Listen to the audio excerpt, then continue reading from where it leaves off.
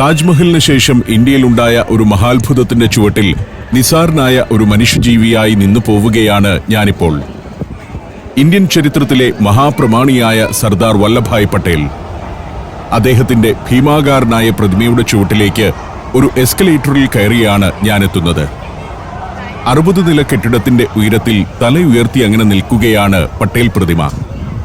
അതിന്റെ പാദത്തിലണിഞ്ഞ ചെരുപ്പിന്റെ ഹീലിനുള്ള ഉയരം പോലും സമീപം നിൽക്കുന്ന മനുഷ്യർക്കില്ലെന്നോർക്കണം. അതിഭീമാകാരമായ 2 പാദങ്ങൾ. അതിനു ചുവട്ടിൽ നിസാരരായി വർത്തമാനകാലത്തെ മനുഷ്യരങ്ങനെ നിൽക്കുന്നു. ഇന്ത്യ ലോകത്തിനു മുന്നിൽ വെക്കുന്ന ഒരു അത്ഭുതം തന്നെയാണിത്. ഇത്രയും വലിയൊരു പ്രതിമയാണിതെന്ന് ഇവിടെ വന്ന് ഇത് നേരിൽ കാണാത്ത ഒരാൾക്കും മനസ്സിലാകണമെന്നില്ല. നമ്മൾ മാധ്യമങ്ങളിലൂടെയും സോഷ്യൽ മീഡിയയിലൂടെയും യൂട്യൂബ് വ്ലോഗുകളിലൂടെയും ഒക്കെ കണ്ട പ്രതിമ തന്നെയാണിത്. അറിഞ്ഞതൊന്നുമല്ല ഈ പ്രതിമയുടെ രൂപമെന്ന് ഇതിന്റെ ചുവട്ടിൽ ഇങ്ങനെ നിൽക്കുമ്പോൾ വ്യക്തമാവുകയാണ്. ഇനിയും കേരളത്തിലേക്ക് ഇതിന്റെ വലിപ്പമൊന്നും എന്തുകൊണ്ട് എത്തുന്നില്ല എന്ന കാര്യത്തിൽ എനിക്ക് അത്ഭുതം തോന്നുന്നു. പലരും പല കാരണങ്ങളാൽ മുൻവിധിയോടെയാണ് ഇതിനെ കാണുന്നത്. അതിന് കാരണം ഇത് നിർമ്മിച്ചത് ഗുജറാത്തിലെ BJP ഗവൺമെന്റ് ആണെന്നതാകാം. നിർമ്മിക്കാൻ നേതൃത്വം നൽകിയത് നരേന്ദ്രമോദിയുമാണല്ലോ. മോദിയോടും BJPയോടുമുള്ള വിരുദ്ധ വികാരം ഈ പ്രതിമയോടും ചിലർ കാണിക്കുന്നുവെന്നേയുള്ളൂ. പക്ഷേ ഇവിടെ കാണേണ്ടത് നരേന്ദ്രമോദിയെയല്ല, BJPയെയുമല്ല. ഇത് നിർമ്മിച്ച പ്രതിഭാധനരായ ഡിസൈനർമാരെയും എഞ്ചിനീയർമാരെയും തൊഴിലാളികളെയുമാണ്. വെറും 5 വർഷം കൊണ്ട് ആധുനിക കാലത്തെ ഒരു മഹാത്ഭുതം നിർമ്മിച്ച മഹാപ്രതിഭകൾ തന്നെയാണ് അവരെല്ലാം. ഇത് പൂർത്തിയാക്കിയതിലെ സമയത്തിന്റെ ക്ലിപ്തതയും പ്രൊഫഷണലിസത്തെയും അഭിനന്ദിക്കുക തന്നെ വേണം. ഇതൊക്കെ കാണാനും മാനിക്കാനും നമ്മൾ ഇവിടെ നേരിട്ടെത്തേണ്ടതുണ്ട്. പ്രതിമയുടെ പുറംഭാഗത്തെ ബ്രോൺസ് പാളികൾ നിർമ്മിച്ചത് ചൈനയിലെ ജിയാങ്സി ടോങ്കിങ് മെറ്റൽ ഹാൻഡിക്രാഫ്റ്റ്സ് കമ്പനിയാണ്. ഇന്ത്യയിൽ ഇത്രയും വലിയ പാളികൾ കാസ്റ്റ് ചെയ്യുന്ന കമ്പനികളില്ലാത്തതിനാലാണ് അത് ചൈനയിൽ നിർമ്മിക്കേണ്ടി വന്നത്. തുടർന്ന് അവിടെ നിന്നും ആ പാളികൾ കപ്പൽ മാർഗം ഗുജറാത്തിന്റെ തീരത്തേക്ക് കൊണ്ടുവരികയായിരുന്നു. കൺസ്ട്രക്ഷൻ സൈറ്റിന് സമീപമുള്ള ഒരു വർക്ക്ഷോപ്പിൽ വെച്ചാണ് അവ അസംബ്ലിങ്ങിനായി ഒരുക്കിയത്. പട്ടേൽ പ്രതിമയുടെ ചുവട്ടിൽ നിന്നും താഴേക്ക് നോക്കുമ്പോൾ നർമ്മദാ നദി ഒഴുകുന്നത് കാണാം. ഞാനിവിടേക്ക് നടന്നു വന്ന നടപ്പന്തലും പാതയും ഒരു ഭാഗത്ത്. പരന്നൊഴുകുന്ന നർമ്മദാ നദി, അതിനെ അതിരിടുന്ന മലനിരകൾ, അങ്ങകലെ സർദാർ സരോവർ ഡാം, കൂറ്റൻ ചരിത്ര നിർമ്മിതി, അതെല്ലാം കൂടി ചേരുന്ന ഒരു അത്ഭുത ഭൂപ്രദേശം തന്നെയാണിവിടം. ഇന്ത്യയിൽ ആധുനിക കാലത്ത് ഇത്രയും കാഴ്ചകളെ ഒരുമിച്ച് ടൂറിസത്തിനു വേണ്ടി ഒരുക്കിയെടുത്ത മറ്റൊരു സ്ഥലമില്ലെന്നു തന്നെ പറയാം. ഇത് ഒരു ലോകാത്ഭുതമായി വളരാത്തതെന്ത് എന്ന കാര്യത്തിലെ എനിക്ക് സംശയമുള്ളൂ. താജ്മഹലും മറ്റും എത്രയോ നൂറ്റാണ്ടുകൾ കൊണ്ടാണ് ലോകത്തിന്റെ ശ്രദ്ധയിലേക്ക് വന്നത്. ഈ പ്രതിമയുടെ കാൽപാദവുമായി താരതമ്യം ചെയ്യുമ്പോൾ നമ്മൾ ഒന്നുമല്ല എന്ന് മനസ്സിലാക്കണം. ചരിത്രത്തിലെ മഹാമനീഷികളുടെ മുന്നിൽ നമ്മൾ അങ്ങനെ തന്നെയാണല്ലോ. ഞാൻ പ്ലാറ്റ്ഫോമിൽ കുറച്ചുനേരം കാഴ്ചകളൊക്കെ കണ്ടു നിന്ന ശേഷം എസ്കലേറ്റർ വഴി താഴേക്കിറങ്ങി. ഇവിടെ നിന്ന് താഴേക്കിറങ്ങുമ്പോൾ ഞാൻ മറ്റൊരു കാര്യമാണ് ചിന്തിക്കുന്നത്. നരേന്ദ്രമോദിയെ ഇഷ്ടമില്ലാത്തവരും BJP ഗവൺമെന്റിനെ ഇഷ്ടമില്ലാത്തവരുമൊക്കെ ഈ മഹാനിർമ്മിതിയുടെ പിന്നിൽ പ്രവർത്തിച്ച ഡിസൈനർമാരെയും ആർക്കിടെക്റ്റുകളെയും എഞ്ചിനീയർമാരെയും സാധാരണ തൊഴിലാളികളെയും എന്തിനാണ് വെറുക്കുന്നത്? അവരാണ് യഥാർത്ഥ പ്രതിഭകൾ. അവരെ ഒരിക്കലും വിസ്മരിക്കാനാവില്ല. നരേന്ദ്രമോദിയുടെ നയങ്ങളോടും രാഷ്ട്രീയത്തോടും നമുക്ക് വിയോജിപ്പുണ്ടാകാം. സ്റ്റാച്യു ഓഫ് യൂണിറ്റി എന്ന പട്ടേൽ പ്രതിമയെ ഓരോ ഭാരതീയനും ആദരിക്കേണ്ടതാണ്. അത് ഇന്ത്യയുടെ അഭിമാനമാണ്. അക്കാര്യത്തിൽ ഒരു സംശയവുമില്ല. 143 രാജ്യങ്ങളിലൂടെ സന്ദർശിച്ച ശേഷം ഞാൻ പറയുന്ന ഒരു അഭിപ്രായമാണിത്. ലോകത്തൊരിടത്തും ഇത്തരമൊന്ന് ഞാൻ കണ്ടിട്ടില്ല. താഴേക്കെത്തി. ഇനി പാലത്തിലേക്ക് കയറുകയാണ്. ഇരുവശത്തും നടപ്പന്തലോടുകൂടി ഈ കാണുന്നത് ശരിക്കും ഒരു പാലമാണ്. നർമ്മദാ നദിയിൽ സർദാർ സരോവറിന് താഴെയുള്ള ഭാഗത്ത് നിർമ്മിച്ചിരിക്കുന്ന പാലം. ഇങ്ങനെ കാണുമ്പോൾ ഇതൊരു പാലമാണെന്ന് തോന്നില്ല. അതിവിശാലമാണത്. നദിയുടെ ഒരു പിളർപ്പിനെ ക്രോസ് ചെയ്താണ് പാലം നിർമ്മിച്ചിരിക്കുന്നത്. ഡാമിൽ തടഞ്ഞു നിർത്തിയ വെള്ളം വൈദ്യുതി ഉൽപാദനത്തിനു ശേഷം ഒഴുകുന്ന ഭാഗത്താണ് പാലം. കുട്ടികളുടെ വലിയ സംഘങ്ങളും സ്ത്രീകളും പുരുഷന്മാരും ഗ്രാമീണരുമെല്ലാം ഇവിടെ നിറഞ്ഞൊഴുകുകയാണ്. ഒഴുകുന്ന ജനസഞ്ചയം. ഒരു ചൊവ്വാഴ്ചയാണ് ഇതെന്നോർക്കണം. ഞാൻ ഇവിടെ വന്നപ്പോഴുള്ള കാഴ്ചയാകട്ടെ ഇതാണ്. ഓൺലൈനിൽ ബുക്ക് ചെയ്ത് നേരത്തെ തന്നെ സമയമെടുത്തവരാണ് ഇവരൊക്കെ. പുറത്തേക്കിറങ്ങുമ്പോൾ അകത്തേക്ക് കയറാൻ ക്യൂ നിൽക്കുന്നവരുടെ തിരക്ക്. ഇന്ന് 12 മണി മുതൽ 2 മണി വരെ ഉള്ളവരുടെ സ്ലോട്ടിൽ കയറാൻ നിൽക്കുന്നവരാണ് ഇത്. ബുക്ക് ചെയ്യുമ്പോൾ സ്റ്റാച്യു ഓഫ് യൂണിറ്റിയിൽ പ്രവേശിക്കാൻ ഓരോ ടൈം സ്ലോട്ട് നൽകും. ഓൺലൈനിലല്ലാതെ നേരിട്ടും ഇവിടെ നിന്ന് ടിക്കറ്റ് എടുക്കാനാവും. ചെറിയ ഭക്ഷണശാലകളൊക്കെ ഇവിടെയുണ്ട്. അവിടെയും നല്ല തിരക്ക് തന്നെ. ഇനി എനിക്ക് പെട്ടെന്ന് തിരികെ പാർക്കിങ്ങിലേക്ക് എത്തണം. ഇവിടെ പിങ്ക് ഓട്ടോകളുടെ ഒരു സ്റ്റാൻഡുണ്ട്. അവിടെ നിന്നും ഒരു ഓട്ടോ പിടിക്കാനായി ചെന്നു. ഇവരെല്ലാം പോകാൻ റെഡിയായി കിടക്കുന്നവരല്ല. പ്രതിമ കാണാൻ പോയിരിക്കുന്ന ആരെയൊക്കെയോ കാത്തിരിക്കുന്നവരാണ്. ഞാൻ പലരെയും സമീപിച്ചു. മിക്കവരും പണമായേ കൂലി വാങ്ങൂ. ഞാനാകട്ടെ ഓൺലൈനായിട്ട് പണം നൽകാമെന്നാണ് പറഞ്ഞത്. ഒടുവിൽ ഈ പെൺകുട്ടി അത് സമ്മതിച്ചു. ഓൺലൈനിൽ അഡ്വാൻസായി തന്നെ പണമടച്ചു. എന്നെ സഹായിക്കാമെന്നേറ്റവളുടെ ഓട്ടോയിൽ QR കോഡില്ല. ഒടുവിൽ QR കോഡുള്ള ഒരു ഓട്ടോക്കാരിയുടെ കോഡ് സ്കാൻ ചെയ്ത് ഞാൻ പണം നൽകി. ഇവിടുത്തെ ഇത്തരം സംവിധാനങ്ങൾ കുറച്ചുകൂടി ഒന്ന് മെച്ചപ്പെടുത്താനുണ്ട്.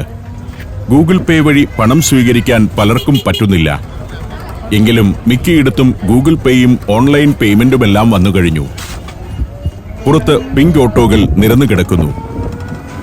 പുറത്തിറങ്ങി ഒരു ഓട്ടോ വിളിച്ചാൽ മതിയായിരുന്നു. ഇവരെല്ലാം ഊഴമനുസരിച്ച് പാർക്കിങ്ങിലേക്ക് പോകാനായി കാത്തുകിടക്കുന്നവരാണ്. അകത്ത് സ്റ്റാച്യു കാണാൻ പോയവർ തിരിച്ചെത്തുന്നതും കാത്തിരിക്കുന്നവരെ വിളിച്ചതാണ് അബദ്ധമായത്. ഞാൻ സ്റ്റാച്യു ഓഫ് യൂണിറ്റിയുടെ അടുത്തേക്ക് നടന്നുപോയ വഴിയുടെ പുറം ഭാഗത്തുകൂടിയാണ് ഇപ്പോൾ കടന്നു പോകുന്നത്. സമയം ഇപ്പോൾ 12:30 ആയിരിക്കുന്നു. ഉടനെ തന്നെ ബറോഡയ്ക്ക് പുറപ്പെടണം. കടന്നു പോകുമ്പോൾ പട്ടേൽ പ്രതിമയുടെ പൂർണ്ണ രൂപം കാണാം. ഇന്ത്യ ചരിത്രത്തിൽ നിന്ന് ഏതാണ്ട് വിസ്മൃതനായി പോയ ഒരു മനുഷ്യൻ ഒരു പ്രതിമയായി ഉയർത്തെണീറ്റിരിക്കുന്ന കാഴ്ചയാണിത്. ഈ മനുഷ്യൻ ആരായിരുന്നുവെന്ന് ഇപ്പോൾ പുതിയ തലമുറയ്ക്ക് മനസ്സിലായിരിക്കുന്നു. ഇവിടെ മറ്റൊരു കാര്യം കൂടിയുണ്ട്. മഹാത്മാഗാന്ധി എന്ന ഇന്ത്യയുടെ രാഷ്ട്രപിതാവ് പട്ടേൽ പ്രതിമയുടെ പ്രഭാവത്തിൽ മുങ്ങിപ്പോകുമോ എന്ന ആശങ്ക. നർമ്മദയുടെ തീരത്തുകൂടി തന്നെയാണ് യാത്ര. നദിയിൽ പലയിടത്തും ഫൗണ്ടനുകൾ കാണാം. സ്റ്റാച്യു ഓഫ് യൂണിറ്റിയുടെ പരിസരത്തിന്റെ സൗന്ദര്യവൽക്കരണത്തിന്റെ ഭാഗമായി സ്ഥാപിച്ചതാണ് ഫൗണ്ടനുകൾ. ഇന്ത്യയിലെ ഏറ്റവും വലിയ 5ാമത്തെ നദിയാണ് നർമ്മദ. പടിഞ്ഞാറോട്ട് പ്രവഹിക്കുന്ന നദികളിൽ വലിപ്പത്തിന്റെ കാര്യത്തിൽ 1ാം സ്ഥാനവും ഇതിന് തന്നെ. മധ്യപ്രദേശിന്റെയും ഗുജറാത്തിന്റെയും ജീവനാഡി എന്നാണ് നർമ്മദയുടെ വിശേഷണം.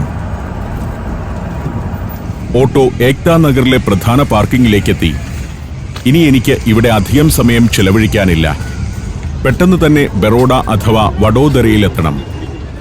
നിരവധി വാഹനങ്ങൾ നിരന്നു കിടക്കുന്നു. ഞാൻ വന്ന കാറും ഇതിനുള്ളിൽ എവിടെയോ ആണുള്ളത്.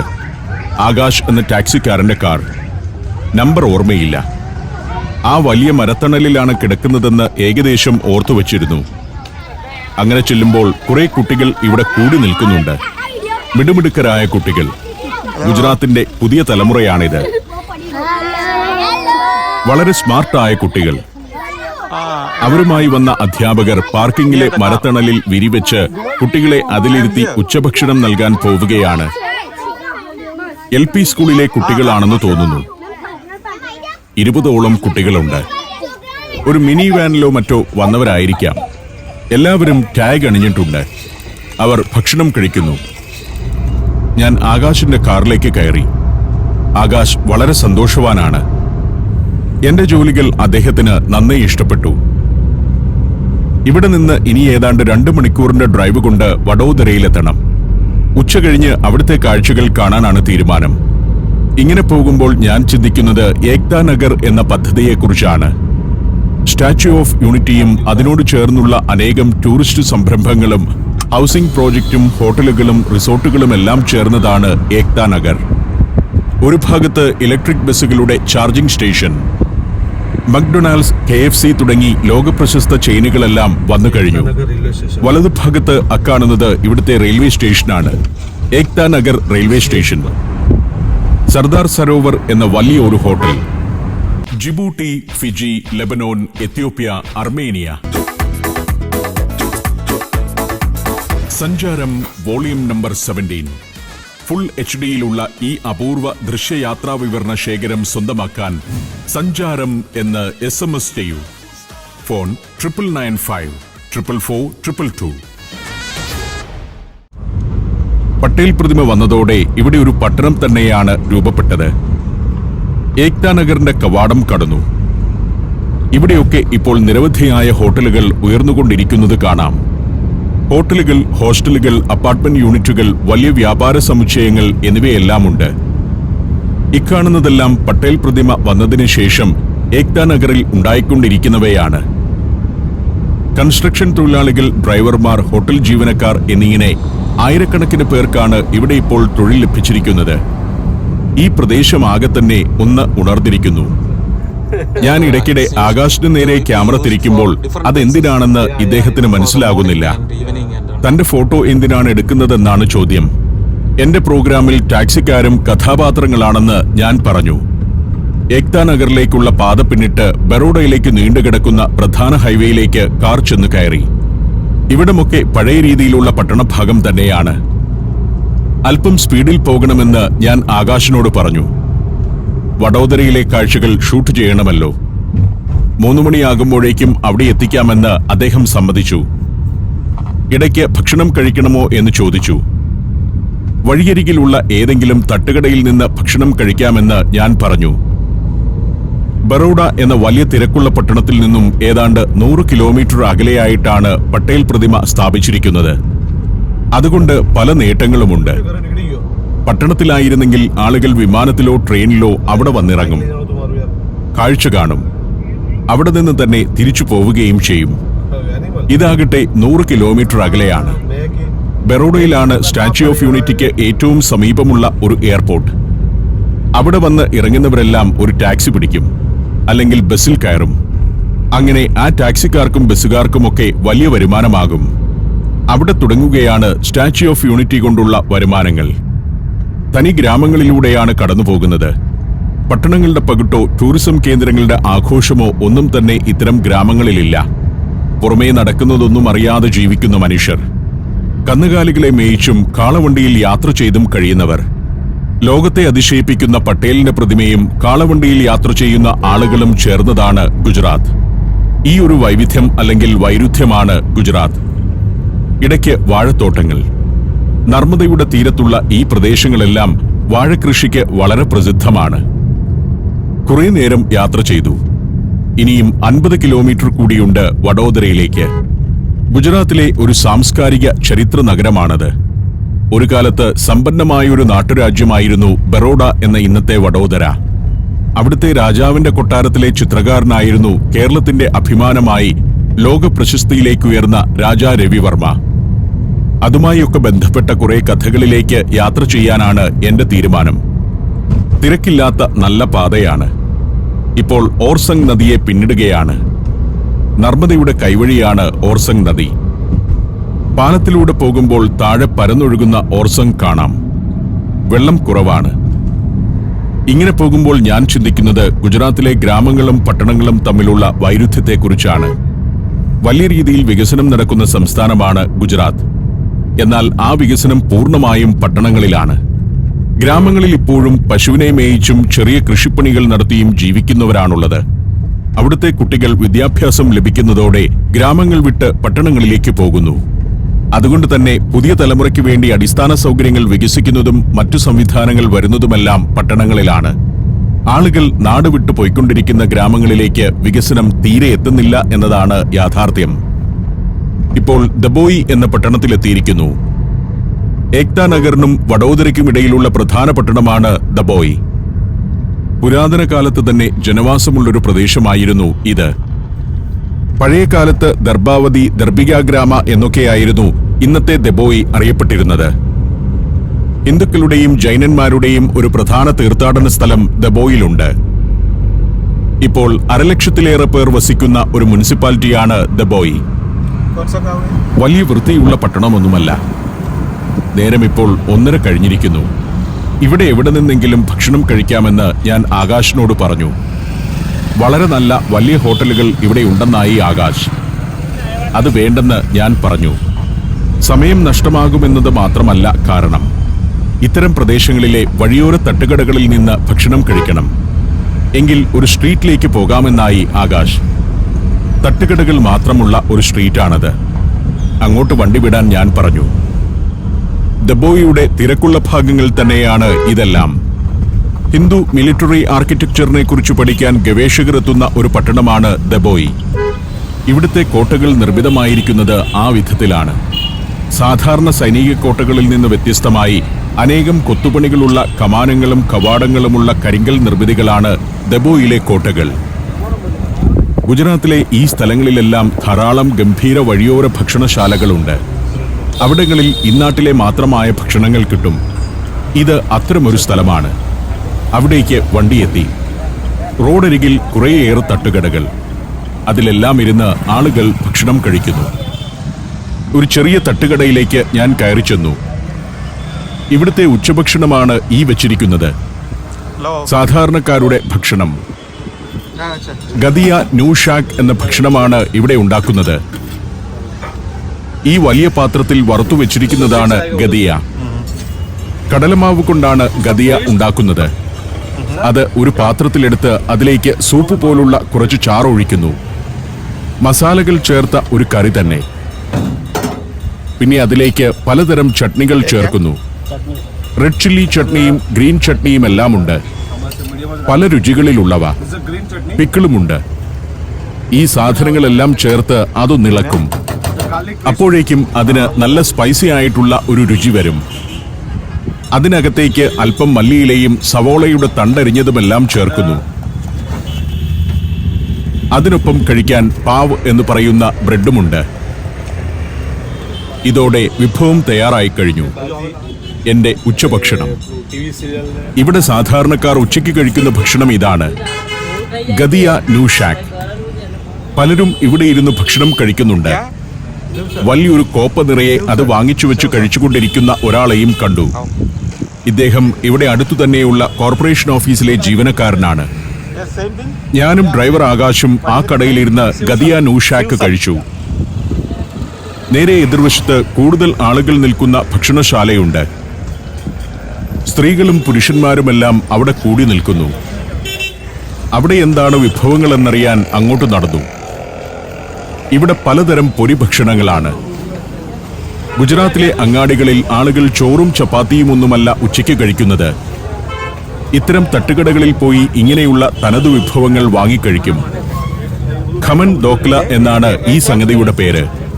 ഗുജറാത്തിലെ ഏറ്റവും പ്രമുഖമായ സ്ട്രീറ്റ് ഫുഡുകളിലൊന്നാണ് ഖമൻ ദോക്ല. ഒരു സ്റ്റാർട്ടറായും ചായ സമയത്തെ സ്നാക്കായും പ്രധാന ഭക്ഷണമായും ഖമൻ ദോക്ല കഴിക്കാറുണ്ട്. നമ്മുടെ നാട്ടിൻ പുറത്തുണ്ടാക്കുന്ന വട്ടയപ്പത്തിന്റെ രുചിയാണിതിന്. അതിങ്ങനെ മുറിച്ചുവെച്ച് അതിന്മേൽ ചില മസാലപ്പൊടികളൊക്കെ വിതറും. ബജികൾ പോലുള്ള പലവിധ സാധനങ്ങൾ.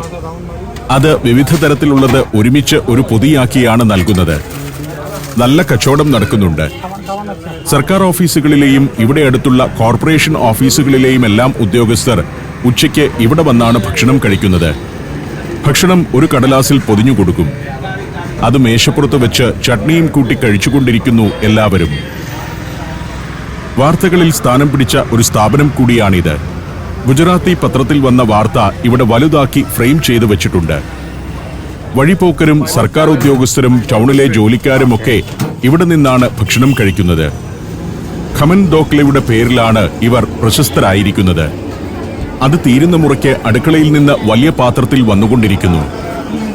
ഞാൻ ഇവരുടെ അടുക്കളയൊന്ന് കാണുന്നതിനായി നടന്നു. നമ്മുടെ നാട്ടിൽ സാധാരണ ഒരു ഹോട്ടലിൽ ആളുകളിരുന്ന് ഭക്ഷണം കഴിക്കുന്ന ഭാഗം ഇവിടെ അടുക്കളയായി മാറ്റിയിരിക്കുകയാണ്.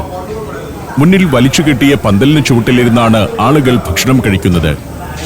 അടുക്കളയിൽ തകൃതിയായി ജോലി നടക്കുന്നുണ്ട്. ഒരാൾ ഇവിടെ ഇരുന്ന് വറക്കുന്നത് ആലു പൂരിയാണ്. ഉരുളക്കിഴങ്ങ് വട്ടത്തിൽ മുറിച്ച് പൂരി പോലെ വറുത്തു കോരുന്നു. നല്ല വലിപ്പമുള്ള ഉരുളക്കിഴങ്ങ് സ്ലൈസ് ചെയ്ത് കടലമാവിൽ മുക്കിയാണ് പൊരിച്ചെടുക്കുന്നത്. അരിയുന്നതും മാവിൽ മുക്കുന്നതുമെല്ലാം ഒരാൾ തന്നെയാണ്. അതിങ്ങനെ പൂരി പോലെ നല്ലവണ്ണം പൊള്ളച്ചു വന്നിരിക്കുന്നു. ഇതാണ് ആലു പൂരി. ഇങ്ങനെ വറുത്തു കോരിയെടുക്കുന്നത് കാണാൻ തന്നെ ഒരു ചന്തമുണ്ട്. ഇത് മാത്രമായും ചട്നിക്കൊപ്പവും കഴിക്കാം. ആലുപൂരി തന്നെ പല വിഭാഗങ്ങളുണ്ട്. ഉരുളക്കിഴങ്ങ് പുഴുങ്ങിയെടുത്ത് കനം കുറച്ചരിഞ്ഞും അത് തയ്യാറാക്കാറുണ്ട്. ഇവിടെ പല ആളുകൾ ആലു പൂരി ഉണ്ടാക്കുന്നു. നല്ല മുഴുത്ത ഉരുളക്കിഴങ്ങാണ്. ആദ്യം അതിനെ ഇങ്ങനെ സ്ലൈസ് ചെയ്തെടുക്കുന്നു.